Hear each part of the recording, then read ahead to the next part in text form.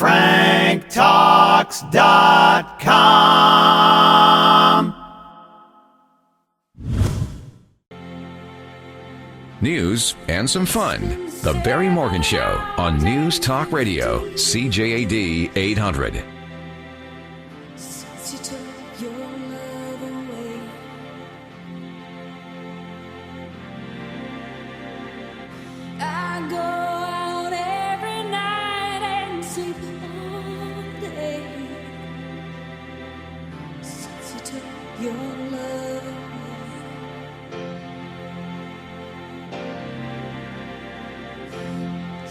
Well, this definitely did not happen on Saturday Night Live on the weekend, this past weekend. But on this day in 1992, Sinead O'Connor ripped up a photo of Pope John Paul II on Saturday night as a protest over sex abuse in the Roman Catholic Church.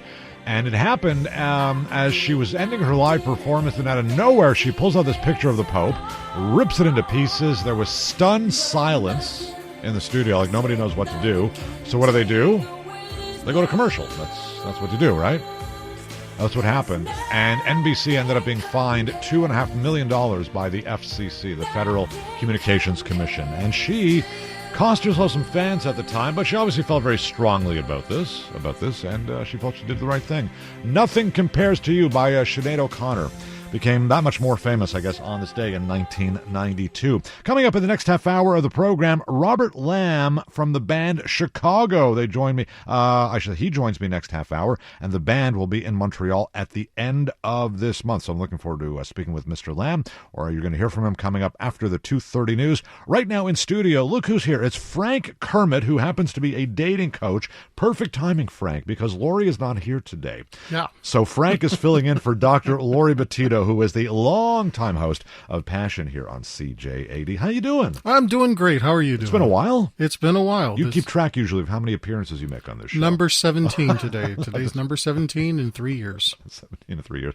And the last time we saw each other was, I don't know, early in the summer, maybe? It was April. I had announced that I just come out with my 16th book, The Frank Guide to Speed Dating. And in 2 weeks, I'm going to release book number 22. Is that right? Book number 22. Awesome. So we haven't seen each other since April, which is hard to believe. And the speed dating thing is working out well? It's working out well. Everything's going good. Terrific. If you have any questions for Frank, for dating coach Frank Kermit, you can give us a shout, and don't be shy. 514-790-0800, or you could text to 514-800. So you've probably heard, Frank, that, when getting ready for a date, especially a first-timer, people have a tendency to maybe be a little bit nervous, right? Exactly. So that's very relatable, I think. What do you do if you're very nervous as you're getting ready to date someone for the first time? In other words, some ways that you can actually soothe some of those pre-date jitters. Any ideas? Okay, well, first thing we're going to talk about is keeping a good attitude. Okay, your attitude trumps all. Don't worry about how much money you're going to spend. Don't worry about whether the location is going to be better or worse. Focus on your attitude. And your attitude has to be, I'm open to whatever happens because I'm going there to meet somebody. Could change my life, or it could just be one of those dates that make a great story at a future party. Right. See, but the thing is, it could change a person's life, right? It could. And that's where the anxiety comes into play. And that's what makes people nervous and anxious. Exactly. So one of the things that I can recommend is, of course, breathing. I've heard of that. Take deep breaths. My certification in hypnotherapy also comes in handy with this. Sometimes I'll be working with people who, let's say, are struggling in the world of dating, and they're about to go on a first date, and they'll call me and say, okay, Frank, I'm really nervous. I'm about to go on a date. What can I do? I talk them down. They actually call you before they're going to go on a date. They're going to call me. This is the part of the coaching that I do. It's on the spot, pay by the minute. You call me exactly when the anxiety hits, and I talk you down, bring you back to reality, okay. Feet on the ground. Let's keep it in perspective. Get them to breathe with me. Get them to realize it's just a date. That's all it is. It's a conversation. And you're going there to find out what could potentially happen, but it's not life and death. But it's really important. Again, I just come back to how important it is for, I guess, that maybe at a certain age or maybe after a certain amount of experiences and maybe not working out very well, can working out help somebody? It can if you are already adaptable to going to the gym. If you're the type of person that enjoys going to the gym, then absolutely going for a workout. Just make sure you have enough time to go back home and shower and groom. Going right from the gym to a date, not the best idea. Hang on, I'm going to write this down. Go to gym, shower after. Yes. Before is optional, I suppose. Please. But not for everybody? It's not for everybody. Some people will go to the gym and they know that it's good for them, but they don't necessarily have positive feelings towards the gym. Okay. They feel good that they accomplished the workout. Yeah. But it's not necessarily something that they enjoy through the process. And you want to get into a positive frame of mind before going to a gym. So do something that you enjoy. Find something that relaxes you. So if there's a particular movie, a particular video, so maybe music. Find some really good, feel-good music stuff that you will automatically respond to. Go with that as an option. And that's a great idea because so many people love music, I hear. It's easy. And especially if you're meeting somebody, that's like one of the first. Do you suggest that as an icebreaker in terms of starting a conversation? It is one of the conversations. Generally, I tell people, ask each other about their day. Just let people get comfortable being with you. Remember, everybody's nervous. So don't hit somebody right away with the big questions like, how many kids do you want to have? So you believe in God, yes or no? And capital punishment, where do you stand on that? So you leave that for the next date, like the second date, I guess. You can actually talk about it on the first date, but don't make it one of the first things you bring up. What would literally be the first thing you would bring up on a date? Well, you start off by besides hello, how are you? You can start asking them if they have any pets. You can start asking them if they come from a big family or a small family. You're going to start just feeling your way through these conversation topics, and then you get to the fun topics. The fun topics are the games you're going to play, the hypotheticals. If you were to win $1 million, what would you do with it? Because what a person would do as an answer to that hypothetical question reflects their value system. I see. Huh. Do you have any pets? Yes, I do. I got 2 very, very crazy cats. Crazy cats. Okay. And that's a good idea, though, Frank. I like that. The idea of keeping it really simple in the beginning. Mm-hmm. And but that might appeal to some people and maybe to others not so much. Look, if you're the type of person who's just a very intense individual and you really want that intense conversation, sometimes a disclaimer is necessary at the beginning of a date. You get in that disclaimer and say, look, there's something you need to know about me. I can get really intense and really want to get into these topics of conversation. So if I do, please don't be put off by it. It's just the way I am, and I want to be myself with you. Okay. All right. Coming up, some more icebreakers from dating coach Frank Kermit. And is it ever a good idea to bring up your exes when talking to your current partner? Is it ever a good... Should look at the look on Frank's face right now. I have an idea what he's going to tell us. Nevertheless, his thoughts coming up on that particular issue in just a few moments.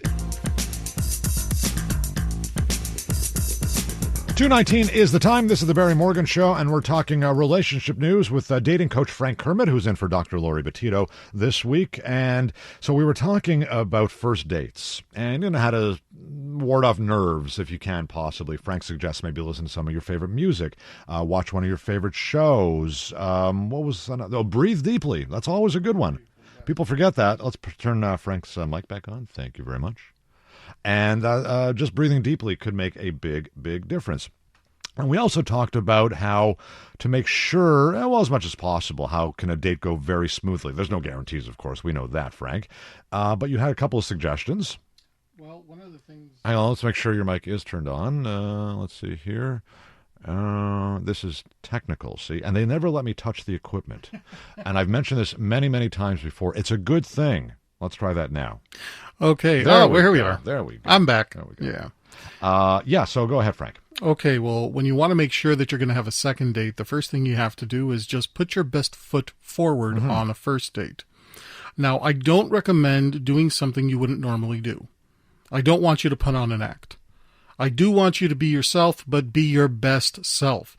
So when they say things like, come up with that really great joke or come up with those really great lines and memorize them and practice them on your friends and family. Yeah. If it's an act, you will get the second date, But then you're going to start showing yourself on the second date and everything that you did that attracted the person the first time. Right. Now the person says, well, what happened? The first date was so great, and now you're Where's this. Chuckles McGiggles? And all. Exactly. Yeah, So I don't advise that. If you want to become an overall funnier person, then work on becoming a funnier person. If you want to be a more charismatic person, work on developing some charisma skills. But don't put on an act on that first date. Okay, even though that's hard, right? It's hard. It's very hard. You do want to impress the person, but the idea is not to go out and impress the person. The idea is to say, these are my best qualities, and I want to present my best qualities on the first date. My wife and I have been together 14 years. Something. I still haven't shown her my true self. Still waiting. Somebody texted here, Coke or Pepsi was a question my wife and I asked. That's a great question. That's a great question. It's fun, yeah. and unless somebody is really attached. Well, some people are quite attached to their brands, You right? know what? You just reminded me, I once dated a girl who was so into Diet Coke Yeah. that was all she had stored at her home. Just cans and cans of the thing. And you dumped her. No. Because you didn't like diet. No, but I just got really used to drinking it. Okay, fair enough. What about the 3 I was going to say the 3 second rule or the 3 day rule. You can't call for at least 3 days because you look too anxious. Okay, see, I completely disagree with okay. that rule personally. I understand why it was created, though. Always keep in mind that every dating coach is basing their advice on their own experience. So if someone always came across as needy and desperate, they need to follow a rule such as the 3-date rule. We have a date on Saturday, you don't call until Tuesday. Now, they may need to do that because they're trying to offset what is already their default. Maybe somebody who's just a little overly enthusiastic about the date. All right. If, however, that is not your problem, my advice is always call within 24 hours. And I don't recommend calling on the way home, because that is some advice. I think that's a big mistake. First of all, you don't call from your car. That's illegal in some places in the world, as it is. You want to sleep on it. You want to let everything sink in. You want to be able to reflect properly. Sure. And calling somebody right at the end of a date, that's not good, because even the person on the receiving end of that knows, yeah, well, the person is still very excited about the date. Let's see how they feel tomorrow. Okay. My feeling is always within 24 hours. All right. Let the person know, send an email, or give them a call. Let them know what you liked. Don't just say, I had fun. Anybody can have fun. I like this about you. I like that we have this in common. I love this conversation with you. When are you available in the coming week? All right. Sounds pretty good. This was online somewhere. Talk about your exes with your partner. Really? I mean, can it be sometimes a good thing to speak to your partner about their exes? Okay, I have a very controversial stance on this. Never speak to anybody. Yeah, what's that? Okay, if you're going to date casually, nobody needs to know. You don't have to share anything. If you're just casually dating, if you're not really sure where it's going, there might be information you don't need to share with that person. If you see a potential for a long-term relationship coming out of, let's say, the first 5-6 dates, and you're starting to get the inclination, this might be something, that's when you have to share it. You don't want to be in a position where one day you and your partner get very serious. For example, maybe you're moving in together, and all of a sudden those things I don't think I'm going to tell my partner yet, come to the surface, and your partner's upset and wants to know why you never told him or her. You mean somebody would tell a story about you behind your back type of thing? Or? No, more. Okay, I'll give you a very specific example. All right. You don't want to be at your wedding only to find out that someone in your wedding party used to date your partner in secret, okay? Those are the things you got to talk about. Who invited that person? Or you just know, meaning it's a friend of yours, and you say, well, I didn't know my friend dated my partner, and I'm not really happy with this. That's what we try to avoid. But at the same time, what about... doesn't it open the door as well for like potential jealousy and issues if you talk too much about your past? Absolutely. And my focus on that is, if your relationship cannot handle a conversation like that, what's going to happen when you have real challenges to your relationship? What's going to happen when you're late with the rent, when your kids are sick in the hospital, when you're dealing with the in-laws who are dying, when you're caught in the middle of a family feud of some kind? You don't want to have any cracks in the foundation. So you're better off, before you get really serious with somebody, that's when you have what I call a full disclosure pre-marriage coaching, full disclosure, what's something you haven't yet told your partner that your partner would want to know? Marco texted this a few minutes ago. I think listening to Frank makes great sense. He's already bringing down my anxiety while I'm driving. Frank, do you think it's okay, Marco wants to know, if there's a 20-year difference between myself and my girlfriend? He says we both get along and enjoy each other's company. She's beautiful, does not ask me for much. I don't enjoy dating women my age. Is there anything wrong with that 20-year disparity? As long as the two of you are okay with it and you're both of the age of majority. Then why not? I mean, Okay. if, would you think twice about a 40-year-old woman dating a 60-year-old man? You probably wouldn't think too much of it, right? No. I think it's the younger, though. The younger you go, if you're, I just never understood what potentially like a 20-year-old guy would have in common with a 40-year-old woman, or vice versa. What a 20-year-old girl would have in common with a 40-year-old guy.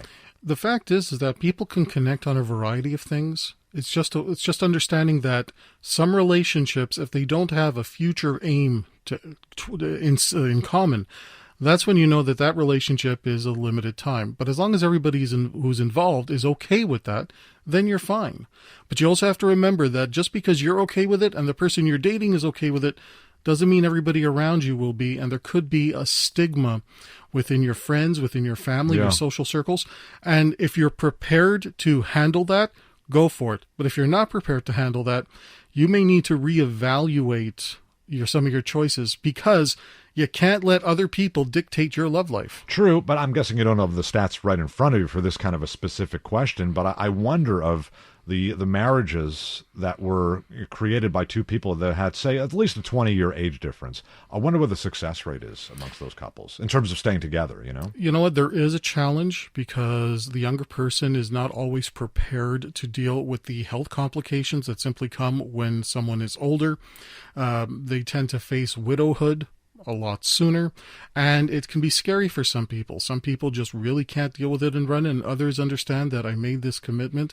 I don't have the stats on that, but in what I see in the matchmaking industry when I coach for them, and what I see just generally in my practice, it really has to do with a person's personal level of maturity, because we've all met people who were more mature than their age. We've met people who should have been more mature. Absolutely. Yeah. So that's a big factor when it comes to that. Frank, we're pretty much out of time. How can people reach you if they are so inclined? All right. If you want coaching on the spot, if you're looking to buy some books or some audio programs on dating, the website is franktalks.com. franktalks.com. We're actually having a big sale, 31% off in honor of Halloween this month. Very nice. Frank, great seeing you. It's great seeing you too. Looking forward to your next appearance on the show. Frank Kermit in for Dr. Laurie this afternoon. 2:28 is the time. Need help with love, sex, dating, or relationship issues? Help from Frank Kermit, the best-selling author and Canada's most international relationship coach, is only a click away at franktalks.com. What do you do when you feel like a fool? When your heart has been broken again? Pick up the phone or get onto Skype and talk on a private session. Yeah, get a little help from Frank Talks. Whoa, whoa, get by with a little help from Frank Talks. You gotta try a little help from Frank Talks.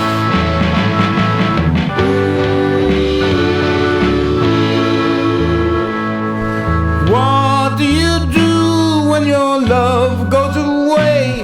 Try coaching one-on-one. How do I sign up to turn things around? Just sign up at franktalks.com. Yeah, get by with help from Frank Talks. I get by with little help from Frank Talks. Time to try a little help from Frank Talks.